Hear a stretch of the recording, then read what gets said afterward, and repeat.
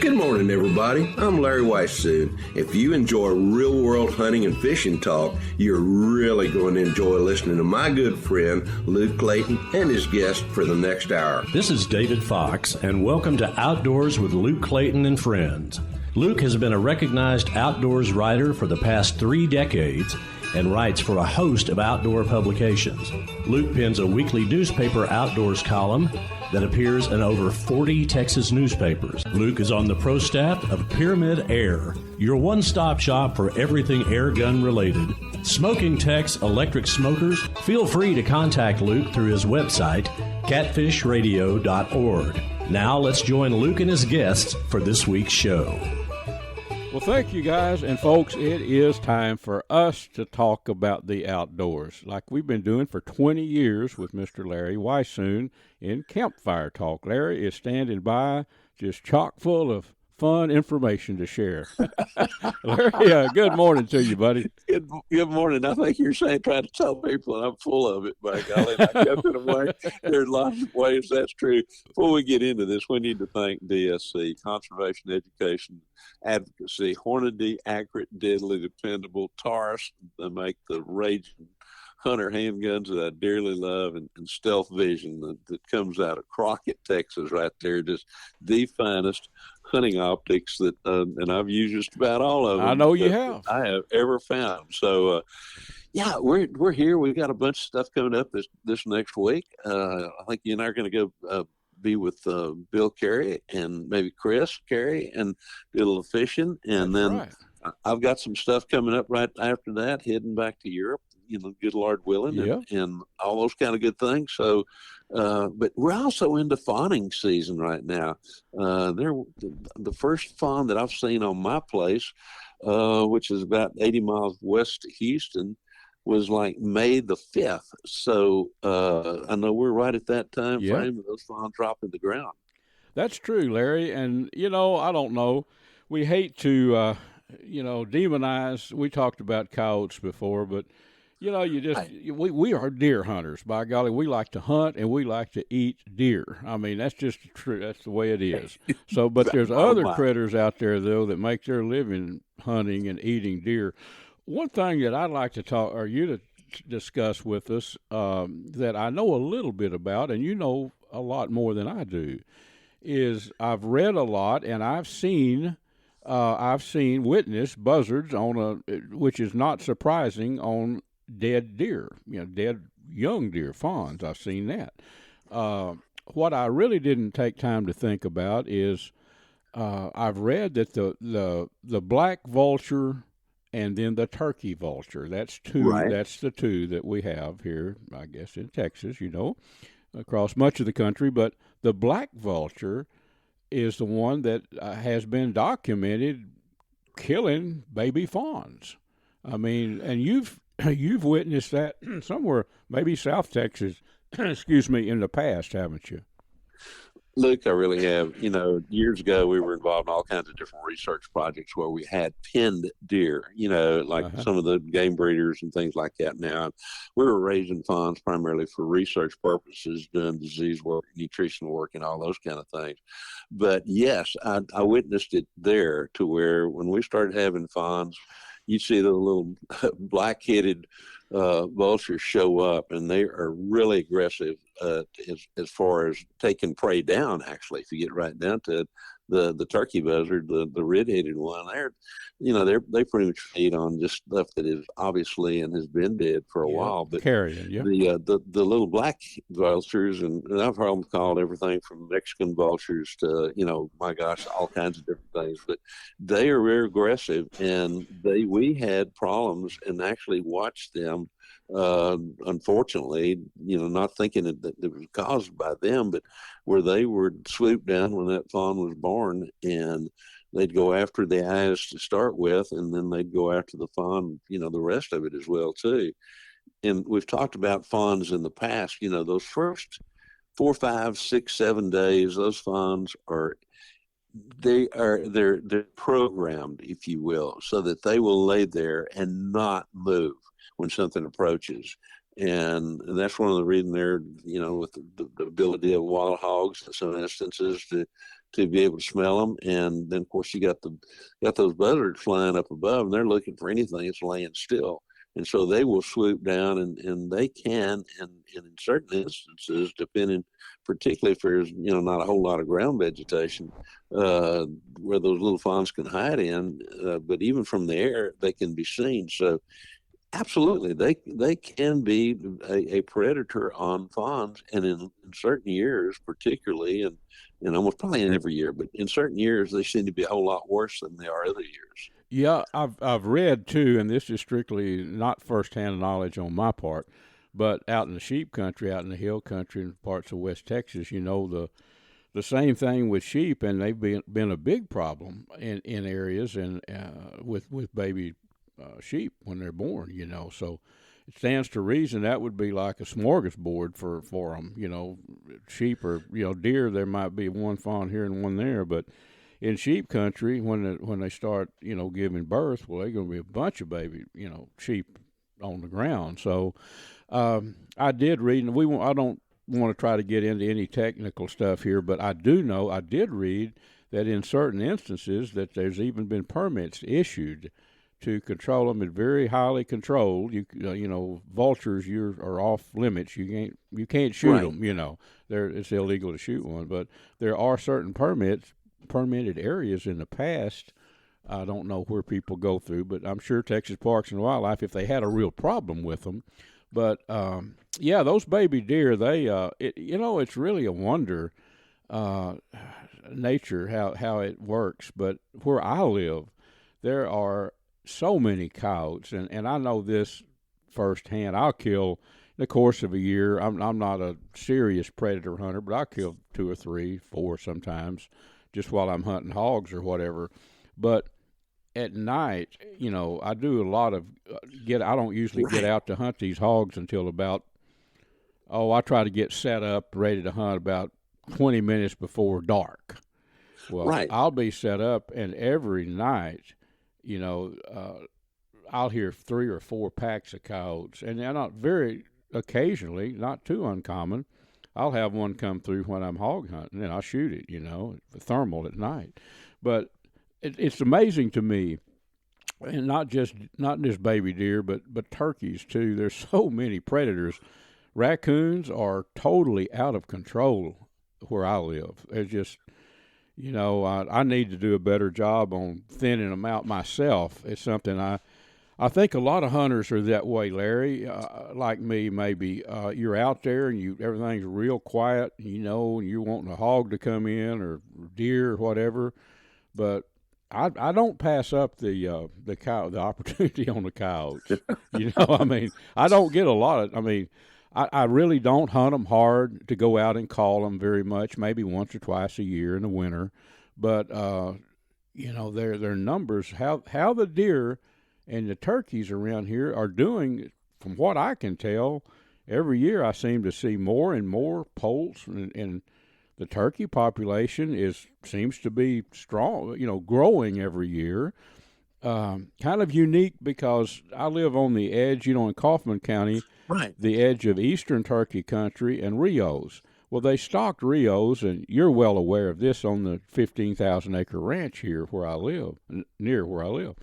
They stocked them, I don't know, eight or so years ago, and man, their range is increasing. It's a river bottom country, and they're just going up and down that river. But they're, even with all the coyotes and predators, they're making it. It's amazing. One of the good things is they've had a good food supply, and so they're producing, in terms of turkeys, producing a fair amount of eggs. And two, I get a feeling that in some of that country, there's good nesting cover and that kind of thing. But you mentioned raccoons, or coons, as we call them, down the south. And they too can be predators on whitetail fawns. You start thinking about, little fawn will weigh, 3 pounds, maybe 4 pounds at the most, and even the average raccoon will weigh probably 10 to 12 pounds. Yeah. Well, it's not that big a deal for if a coon just happens up on one or happens to smell one, he get one. And again, that period where we lose fawns to things like coons, to some extent coyotes, but hogs, and also to the vultures you're talking about, is those first few days when they're not moving. When the coyotes really get after them is when that fright and flight thing comes, which starts at about a week to 10 days and moves forward to where that fawn, then he hears something, well, he jumps up and runs. And when he does that, he's going to get caught. So to me, it all comes down to, you have to manage everything properly. Like we talked about not very long ago with coyotes, you want to have that population at an even line, not these high peaks and valleys kind of thing. Mm-hmm. And when you do that, everything benefits because the habitat's there and there's food availability, there's cover there's enough sufficient water, and everything does well. You mentioned going back to the buzzard thing. Years ago, there were no restrictions on those kind of birds, and in those areas of western Texas and the central part of Texas, and I'm sure in other states somewhere as well too, where there have been a lot of sheep and goat, and those fawns, those kids and lambs were born pretty much in large numbers. And what would happen is that huge number of buzzards just sweep in and kill those youngsters. And I remember as a wildlife biologist with Texas Parks and Wildlife Department going on some ranches where in years prior to the passing of these laws that we have now, they would have like box traps, and they would that caught buzzards that were creating problems. And what they would do is when they found a dead animal, they would put it inside this box trap. The buzzards would land around the outside of it, walk in through little cubby hole type things where they couldn't come back out. They just squeeze in, almost like people used to trap quail and other things years ago when the laws were a little bit differently. But and I can remember going up to some of those traps that had been there for years, had not been used more recently because people had pretty much switched to cattle because of the when they did away with the wool and mohair incentive that the government had. A lot of people went from sheep and goats to cattle. Mm-hmm. But you'd walk up or drive up on one of these traps, and it would be almost a foot deep in buzzard bones. But as a result of that, we had a lot of fawns, and they had a decent lamb or kid crop. So to me, the fact that you can get permits in some of these areas is because it comes back down to it's conservation. It's the wise use of it. Should not be preservation. And I've said so many times, conservation promotes life, preservation promotes nothing but death. So we need to manage all the different species when you get right down to it, to make sure that we got the proper habitat for everything from songbirds to butterflies to, you name the critters. You bet. Larry, how about, we're just about out of time, but mention the Dallas Safari Club event coming up here. Yeah. Thank you for reminding me. Yes, we have the Summer Expo coming up July 23rd, 24th, 25th, 26th at the Gaylord Texan Resort in Grapevine, Texas. It's going to be an absolutely fabulous show. I know there's well over 400 booths that are going to be there for the majority of it. On the Saturday night, we have our DSC Foundation Gala, which is also our fundraiser, and tremendous number of different kind of hunts, everything from stuff we're doing on the Choctaw to all over the world when you get right down to it.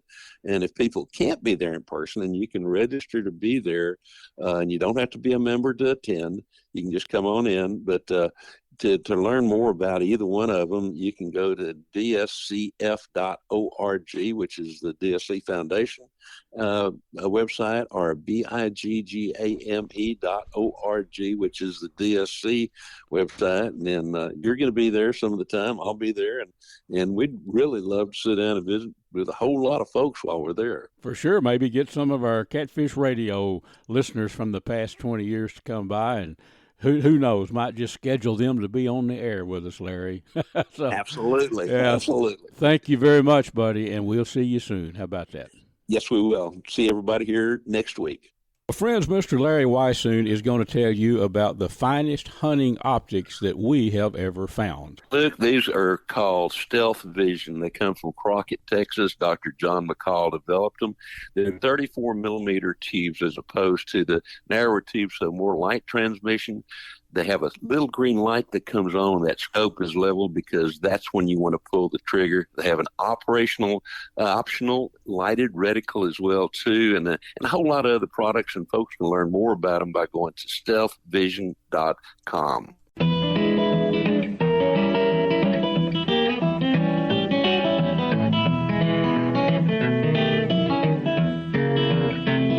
If you enjoy hunting, I want to hook you up with Ultramatic Feeders. You need to know about this company. The website is ultramaticfeeders.com.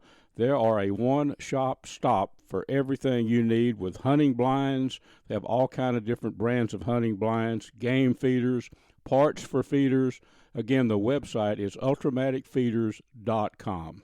And friends, I've been using Smoking Tex electric smokers for over 15 years, probably closer to 20 years. You can go online to smokingtex.com. They're not one of your throwaway electric smokers that you can find at some package stores. These things are made to last. I've got one that I've been using for, well, that length of time, probably 15 years. Check them out online, smokingtex.com.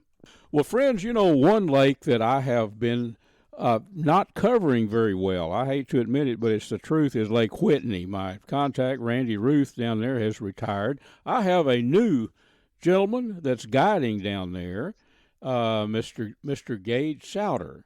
Now, the name of his guide service is Chokum Guide Service. So, Mr. Gage is with us, and we're going to talk about catfishing at Lake Whitney. Thank you a lot, buddy, for spending some time with us today. Oh, of course. Okay. Now, so I tell you what I know about Whitney. I've been fishing there for a long time. Honestly, long decades. I remember Ron Garner caught the state record smallmouth down there, and I used to interview and had friends, buddies, like Randy Ruth that guided down there so many years. Now I've got a new person that's on the cutting edge down there. So catfishing, we both have a passion for catfishing. Not that I don't like to catch stripers, and I know you do too. But let's focus on catfish. Now, that's a lake. The only time I've ever really catfished on Whitney, there's an egret roost out there by an island years ago. We put it on TV in the Dallas radio stations and also on the TV station. I think it's Channel 4 back then. But the egrets were roosting, and their droppings put a lot of catfish up shallow. So but that was just a one-time deal. It doesn't happen all the time. How are you catching them? How are you fishing for them? I think that would help some people. You know, so chasing those egrets, that's a really great option, but for some reason on Whitney, as you probably know, you can't always find those birds roosting in those trees. No. When you can, you can find them on the north end of the lake in those trees over by Steel Creek, and then you can also find them on those islands on the south end of the lake as well. I really don't target the birds whenever I'm working for the catfish out there. Yep. I generally will drift. Mm-hmm. I like drifting 15 to 25 foot of water. Usually produces really well for me. Yep. And another thing that I've learned on Whitney is it's a very sensitive lake. The fish will stop biting real quick or get lockjaw or raise and get up in the water column, including the giant catfish. A lot of times whenever I can't catch them on the bottom or using the Sandy Cooper rigs, I'll actually start suspending maybe a third of the way down, even if it's in 30 foot of water. Mm-hmm. And that's how I'm catching a lot of these fish too. A lot of people may not realize this, but not so much channel catfish, but blue catfish have a tendency to suspend a lot. They're actually they chase bait. I mean, they get after the shad. Most channel cat, I think you'll probably agree, are caught close to bottom, but not always. But as a rule, but blue catfish, it's very common to catch those things suspended, and I've even caught them in the summertime. Say a grasshopper hatch or something. The wind blowing them, the grasshoppers out. I've had them just boil in the water on the surface in the summer. Now, when you're suspending the baits, are you using a floater of some sort, I guess? So here's how I like to do it. I usually use the wind to my advantage and kind of tuck that boat around either like a little point or something coming out where I'm kind of wind blown, and I can let those bobbers, I can cast them out and let them kind of, drift with the water so they're moving. Yep. So I usually run, 3 or 4 rods. I use those big 3-inch, those round peg floats. Yep. I get them from Bottom Dwellers Tackle's the only place I can find them big ones at. Mm-hmm. So I use those things with the slip rig, anywhere from 6 to 10 feet down in 20 to 30 foot of water. That's generally what I'm doing when I'm fishing like that. Here lately, there's been a lot of big blue cats and eater blue cats suspended. Well, okay. So, and that's something that many people overlook, I think. I really do. The Santee rig, that's so common. Drifting, I know if you're drifting real fast, you use a drift sock to slow your drift down. But, that's a very common way to catch, especially blue catfish.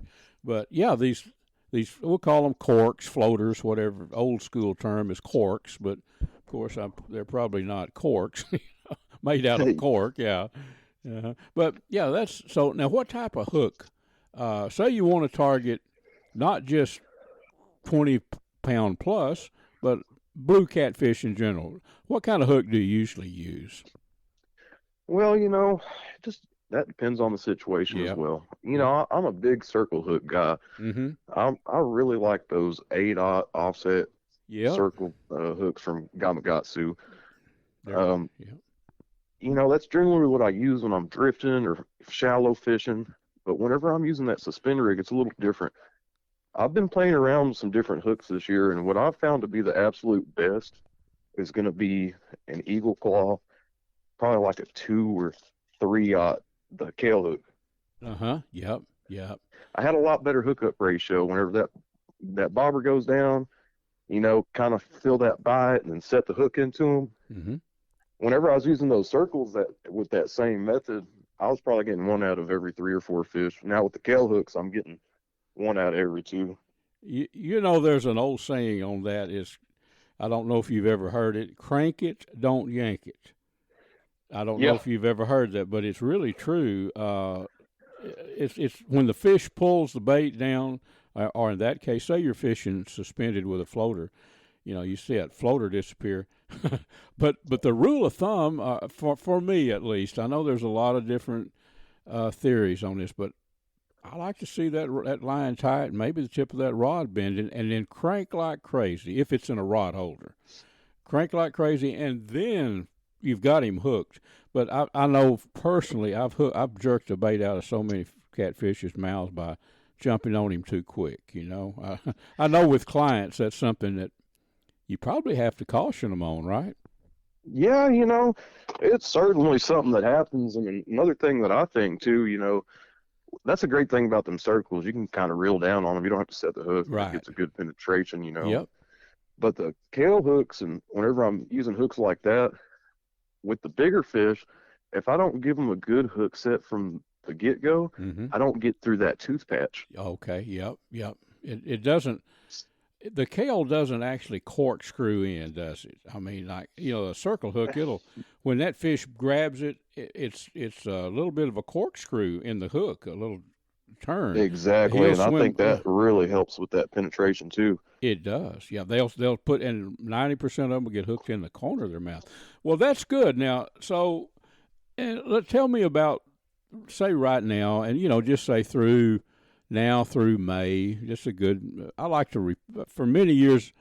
I did a fishing. I wrote a fishing column, Gage, for the Dallas Morning News, and this was back before we had all the social media, but it was a really nuts and bolts tips column. I would interview guides, and they would give me information, and the Dallas Morning News would report it. Well, I learned back then to report patterns. Patterns helps people more than anything, because like fishing changes day to day. A big rain come in, whatever, cold front. But the current pattern, will you fish a lot with Santee rigs, say the next week or 2 or 3? Will you be using them a lot? And then in respect to the, suspending your baits? Will you do it like, I guess it's a day-to-day thing that you make the call? Absolutely. The way that I do it, especially on Whitney, it's really inconsistent out there. Like I was saying, the pressure really affects the lake, and just small changes can really get those fish crazy. So I always like to do a couple of things at once. I usually run 6 to 10 rods. And if I'm fishing on the bottom, I'll do half sanding and half just straight bottom. Okay. And I kind of go from there. From day to day, it's always a little bit different. Yep. That's the only way you'll know, to be sure, is to vary it. I thought you'd probably answer like that. I really did. Now, let's talk about structure, area. And I don't want you to give GPS coordinates. That's not what I'm looking for. But just types of structure. Of course, Whitney has a Brazos running through it, and it's a river reservoir. There's a channel. Do you fish much along the river ledges and edges for the catfish? Certain times of year I will. This past winter, that's really what I was focusing on, the edges of those river channels and like the edges of the flats where they meet, and kind of hitting some of the submerged trees that's down there, some of those big rock pilings, road beds, whatever you have. Yep. Well, but say coming up for the next month or so, will you still be?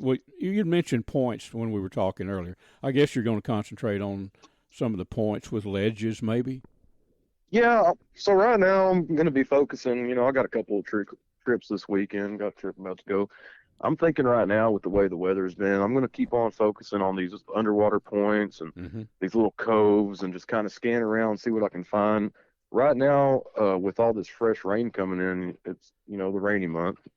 Yep. Anywhere with the water coming off, like little feeder creeks, especially if there's something with a point around it, I'm going to really be focusing on that fresh runoff. You bet. Yeah. That any cat fisherman knows that running water, that will turn them on big time. Well, I'd like to get you back, Gage, from time to time. And friends, our guest here is Gage Souder, and the name of his guide service is Chokum Guide Service. I'm going to leave the number if it's okay, Gage. You want me to leave the number? Yes, sir. That's perfect. Yeah, and if you give Gage a call and talk fishing with him, his number is 817-615-0364. 817-615-0364. Gage, and tell them how they can connect with you on Facebook, social media, Yes, sir. So I've got Chokum Guide Service. I've got that page on Facebook, Instagram, and TikTok. And I've also got on Facebook Captain Gage Souder. I post on there as well. Y'all can get a hold of me on any of those platforms, or just give me a shout from that cell phone number. Give me a text anyway, and I'll be sure to respond back. Well, I do appreciate you, Gage, for spending some time with us. And, folks, I look forward to, within the next, couple of weeks here, I'm going to try to get with Gage and get down with our producer of A Sportsman's Life, our TV show that we do on Carbon TV. That's where most people watch it, Gage. It's also on YouTube. Not so many people watch it on YouTube, but Carbon TV is a pretty big deal with it. We'll get down there and we can film and give some of these tips on our show. How about that? I think that sounds like a great idea. Yeah, it'd be a lot of fun. Well, Gage, I'll let you get going. I know you got a day for fishing planned, so we'll get you back on soon, talk some more catfishing. How about that? Hey, it was great talking to you. I appreciate your time. Friends, this is Luke. If you're looking to refinance a mortgage or maybe buy some rural land or whatever, I want to recommend to you a company that I've had some stellar dealings with. It's Green Lending. Now, you can go online to greenlending.com. I'm going to give you the name of a guy that helped me tremendously, Jack Hamill. And I'm going to give you Jack's number. Give Jack a call if you want to refinance or you want to buy some rural land or whatever. Jack's number there at Green Lending is 440-223-2086. Or just go to greenlending.com and check it out. It's a great company. I had some wonderful dealings with them, and most of it was done online. Big Sam left Seattle in the year of 92. with George Pratt, his partner, and brother Billy too. They crossed the Friends, this segment is made possible by Platinum Cadillac and Chevrolet in Terrell, Texas. Stop by and visit with my buddy Mr. Justin Rudd and his team of experts and let them put you in a new Chevy pickup or a Cadillac or whatever you might be in the market for. Also, the Choctaw Hunting Lodge up in southeast Oklahoma. Check them out at ChoctawHuntingLodge.com. Also made possible by Pyramid Air, your one-stop shop for everything airgun related. Well, friends, let's go way up north to Saskatchewan and visit with Michelle Wohlburg. Michelle is she's guided for big game up in Canada, Northwest Territories, I think up in the Yukon, and she's done a lot of stuff for a lady, but she took her son on a deer hunt last year, or he was with her, and she worked him through the phases of learning about hunting. Michelle, thank you for being with us.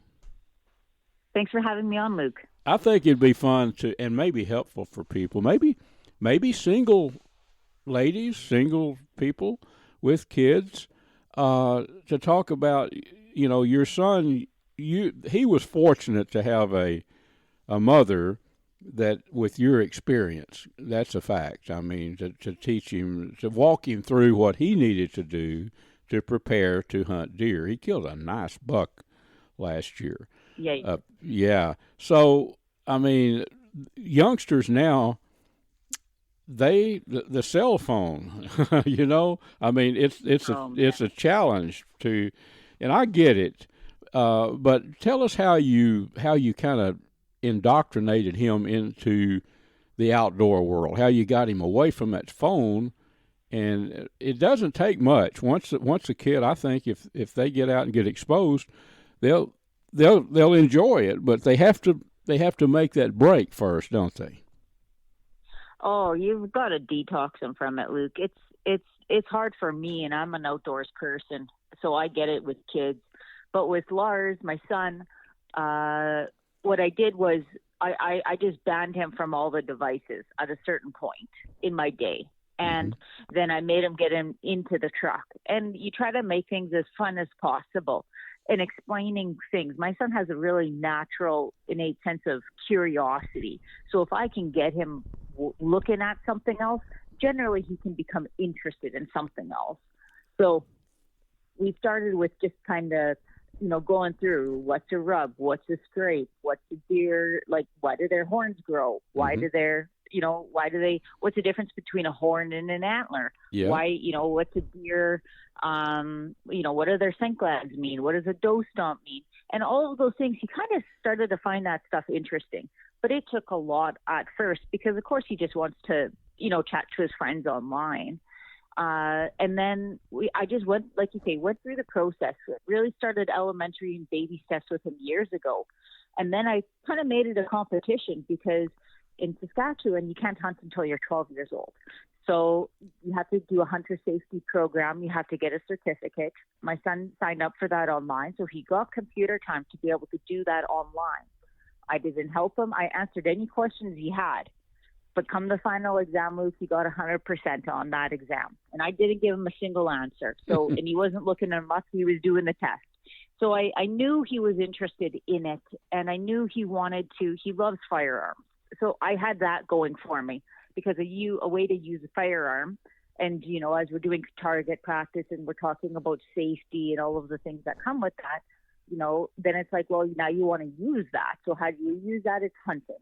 And, we got him set up on a few bait stations where he had to go. He had to take the bait out. He had to spread the hay around and put out the grain. He had to change the memory card in the camera. And then all of a sudden, when he's like, "Well, what's on those pictures on that?" And I don't rely heavily on the camera other than I like to see what's going on, and I get enjoyment out of watching the deer eating at the bait. Yep, me too. Come opening day, I didn't even have a blind set up. We cut a little spot for the truck to sit. I've got a white truck. It's all snowy, so it's all good. We rip out there, couple out about 1 or 2 in the afternoon, and we are going to sit there till dark. And I got him all set up in the box of the truck so that he could slip out the passenger door and climb into the box of the truck. Yep. And then not do like a standing walking shot. I knew that if my son wounded a deer, he would be really upset with himself. He wanted to do a very clean kill and not have an animal suffer. We've all seen it happen or had it happen to us, and he just really didn't want to. So I just did everything I could to set him up for success. I put I didn't give him a firearm that had the terrible kick. He didn't, he has a nice scope on there so that he can see clearly. And then we were just watching and waiting, and I was just prepping him like, it's opening day, but there's not a lot of deer around.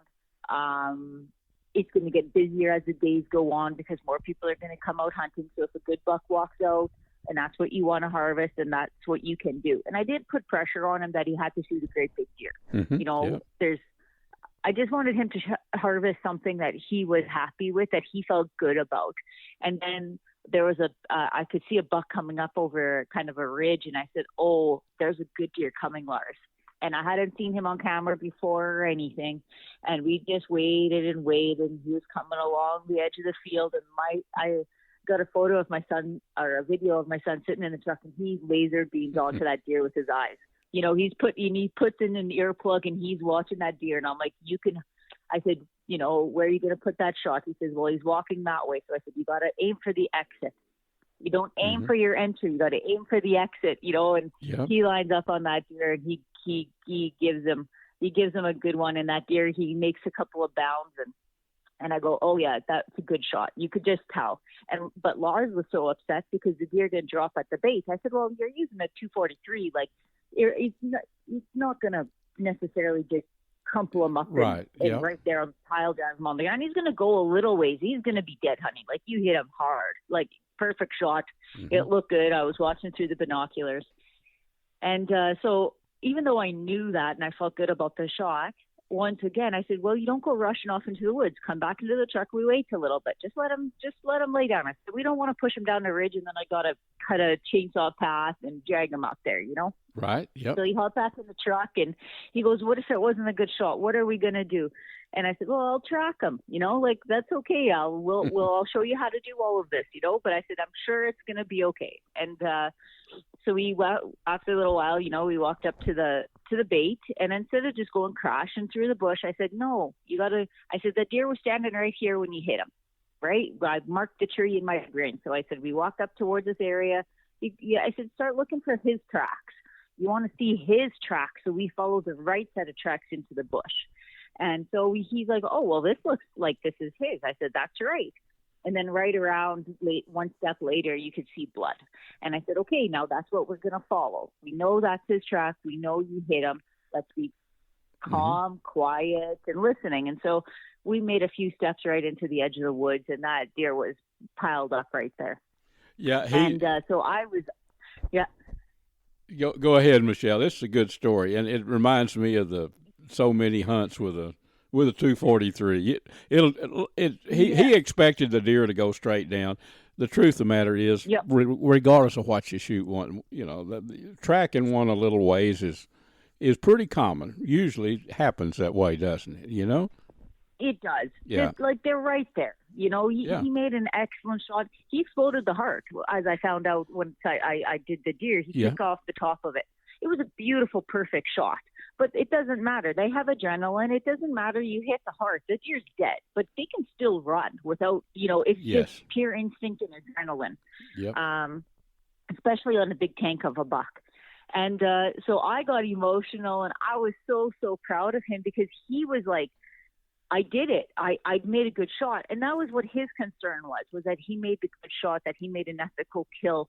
And then he goes, is it a good buck, Mom? I said, oh, honey, we got a problem. He says, oh, like, what's the problem? I say, I can't load that deer. I've got a ting hoist. I said, I can't load him myself. I said, we're going to have a hard time dragging him out of the woods. Yeah. I've seen a lot of deer, Luke. I've seen a lot of deer.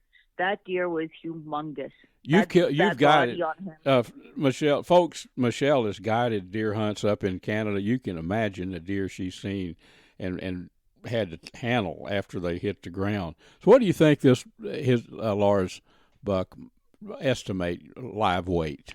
Just. Oh, he was I'm sure into the 300 pounds probably. Yeah. Like he was, like I took a look at him and I said, there ain't no way. So I've got we took some photos right there, cleaned up the face, and I don't like a photo filled with blood, Luke. No, that's the side of it. Blood doesn't gross me out personally. Yeah. But I like to have a respectful looking, picture. And people say, well, it's morbid to take a photo of that deer. Sure. I also took a video of the whole process. I take photos of him baiting. This is just the result of his hard work. So I clean up the deer's face and, I pose it so, I try not to have, blood everywhere. But we had trouble because that deer was so dang heavy, moving him around. So we put on, my friend had made me a paracord setup that a drag. It's really a thick braid, and you drag out the deer with it. So we put that on, and we drug him to the edge of the field, and halfway to there, and we didn't have to go far. He was right there, Yep. And I called my cousin, and my cousin lives right nearby where we were hunting, and I said, are you home? He says, well, I'm on my way home. I said, geez, we need help. I said, I can't load this dang deer. I said, I don't have a branch big enough to put the hoist on to lift him up. No, you had to get him up. You had to get him up in the truck. Yeah. Yeah, into the box of the truck. I said, there's no way. And I didn't want to gut him at the bait because right.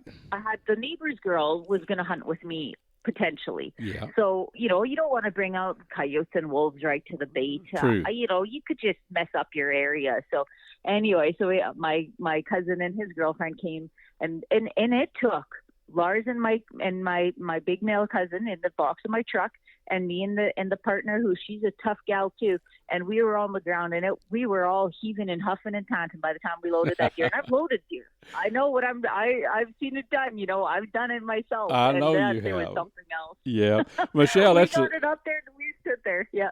That's a great story, and I hope it inspires some people to get their kiddos out there hunting. It's once they're exposed to it, a lot of them. Well, I'm not saying every young person's going to take to it, but most of them will. Michelle, we're out of time. I want to get you back, and folks, Michelle, I know you've heard. You might remember her being on my show. I've often said she's not one to be looking for awards or anything, but she would qualify for the Outdoors Lady of the Year. I've always said that. We kind of share that thing because as a writer and all, I could care less about awards and things like that. I don't even enter things, but I'm there.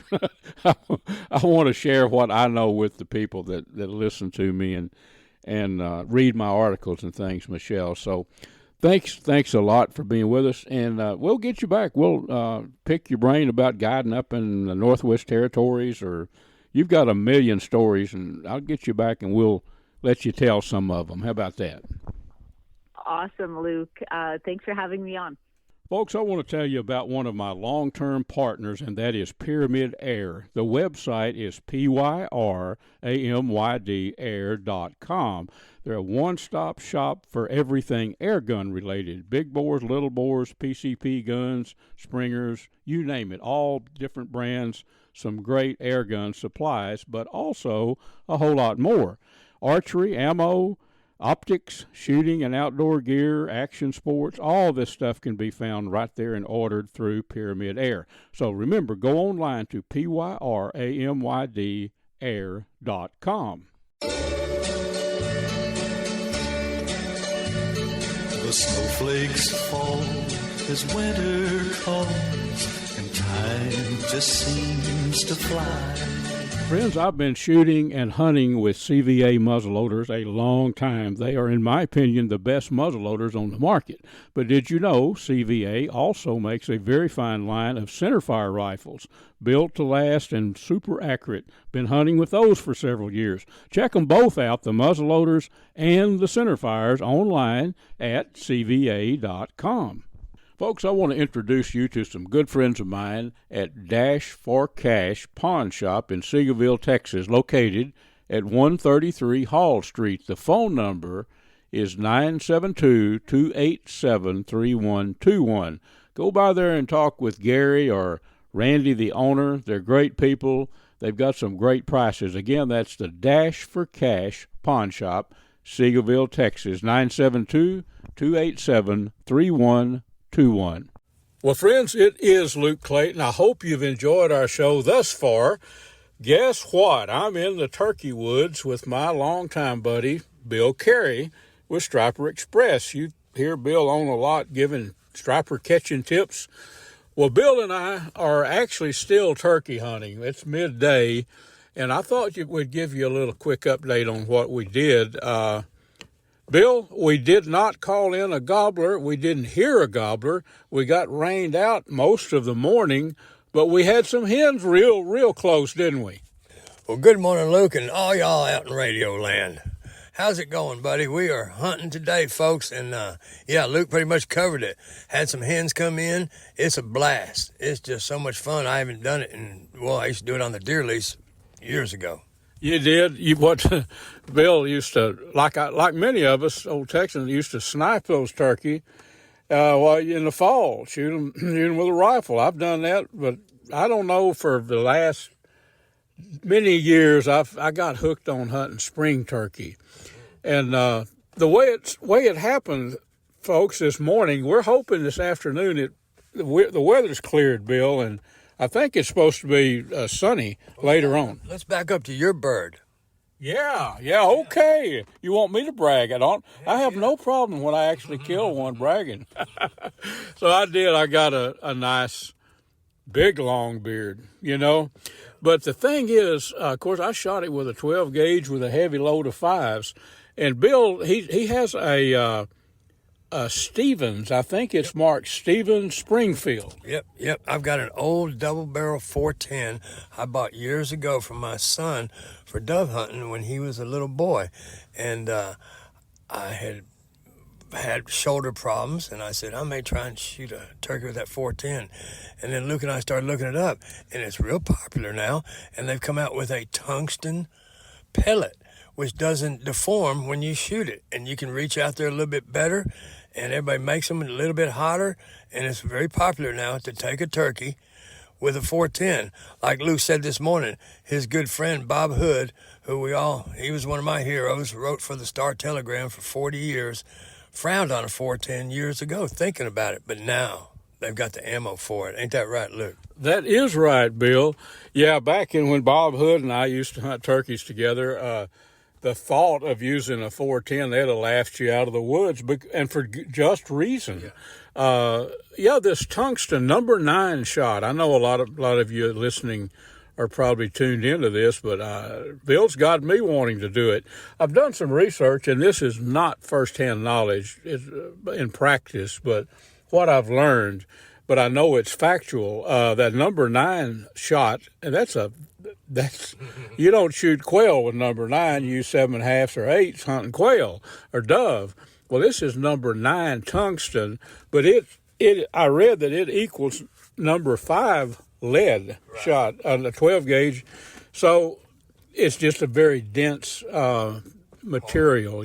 Hard, and it doesn't deform, but I am very anxious. I want to be there when you drop that rascal. So I don't know if it'll happen this afternoon. Maybe it will. A lot of times, Bill, turkeys, I don't know if they don't like to get their feathers wet or what the deal is, but it didn't surprise me this morning that we wouldn't, a lot of times the woods will light up with gobbling. You'll hear gobbles, and sometimes you won't. My gobbler sounded off, and it worked out good when I got him, but I was hoping they would really fire up this morning. But it's a very good idea, or possibility, that after that sun breaks out. So I've killed a lot of birds, Bill, from say 10 to 2 in the afternoon. I want you to tell the people Bob's saying it's perfect. Listen to this, folks, about turkey hunting. Yeah, Bob Hood. So if you follow me very much, friends, Bob was one of my great friends in life. I just thought the world of Bob Hood. He was the outdoor editor for the Fort Worth Star-Telegram for 42 years. And he had the patience of Job. he could lock in, set at a place, and stay there. But he had this saying, and I've heard him say it 1,000 times, patience kills more turkeys than anything. And I think Bill understood that maybe some of that rubbed off on me, because we sat with our backs to a tree for about almost 3 hours, didn't hear one gobble. Bill, we could have got up and moved, but I was afraid that I've killed a lot of turkeys that come in silent. I mean, you'll just be sitting there, and bingo, there's that brilliant bird out there in front of you. So I was afraid if we moved. Textbook turkey hunting, a lot of times the woods we were hunting was not conducive to this, but you walk maybe 200 or 300 yards, stop and call. If you hear one, set up and hunt him. But where we were at, there was so thick, and we were hunting in a good clearing there. So it's just, turkey hunting, no two turkey hunts, Bill, are the same. And, man, I can tell you some really wild things that's happened in the past. Oh, yeah. Opening day here a few weeks ago, I called Luke. I said, I've got 5 gobblers I can hear sitting on my back deck. Get your tail up here. And it didn't take him 20 minutes to call Tom up here opening day. I've got a weakness, about spring turkeys. Bill, you know what's going to happen here in about 2 or 3 weeks. It's hard to talk to Mr. Bill Carey and not incorporate striper talk. But stripers have been on a good bite here lately. Larry Weishuhn, Jeff Rice, and myself coming up here pretty quick. And I know your son, Chris, I hope you can get loose. I think you will get with us. And what do you think we'll be doing, slabbing or what? Right. This will be our 3rd annual Texoma Topwater Stripers. We have a 7-month season for topwater, and it starts, well, I tell people the last week of April, pretty much guaranteed by May 1st. And we go out there, and this is not your traditional, like your white bass, surfacing in the big waters and splashing. This is the very beginning of it, and we blind cast the banks. We go up in the shallow banks, just like bass fishing, with big plugs, and the bait moves in as it warms up into May, and the fish follow. And anytime your plug is in the water, you are in the strike zone. I got Mr. Whitetail on it for the first time 3 years ago, and he said, this is the most fun I've ever had. And, he's caught a few fish himself. Larry looks forward to this every year, and as does Jeff and I. Of course, I get to get up and fish with you, come up here several times a year. I have to, Bill, of course, to stay tuned in, being an outdoor journalist, If you didn't get me on the water, I wouldn't know what to tell them. But I'm joking, friends, but it is a lot of fun. Bill, man, it's not over till it's over, and it's not over. We're going to try to get a bird. If we do the next week's show, we can tell them how that unfolded. But I tell you what, now this is something that I think you're going to appreciate.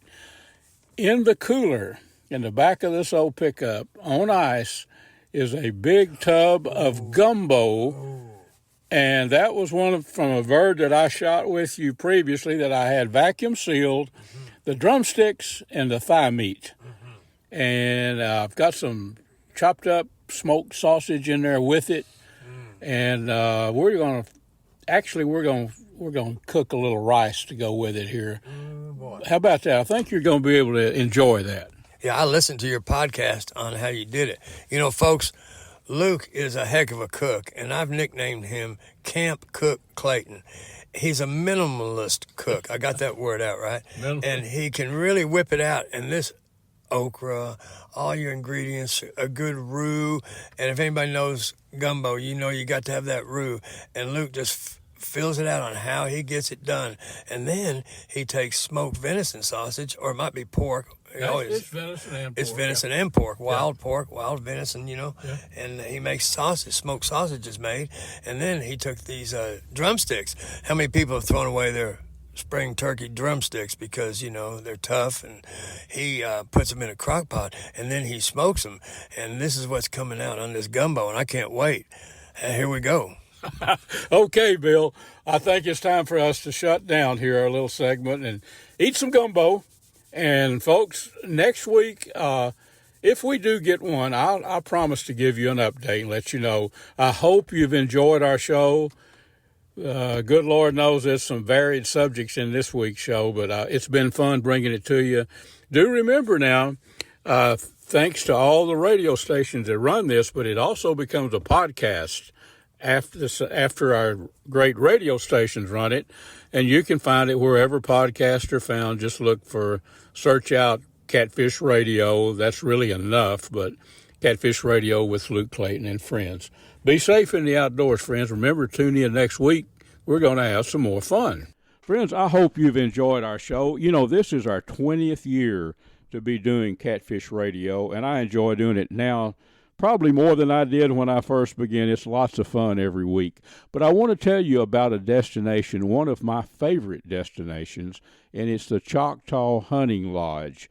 It's up in southeast Oklahoma, maybe an hour north of Paris. I don't think it's that far, but it's an awesome place. You can go online to ChoctawHuntingLodge.com and check it out. Beautiful lodge there, trophy deer hunting on thousands of acres of Choctaw tribal land up there.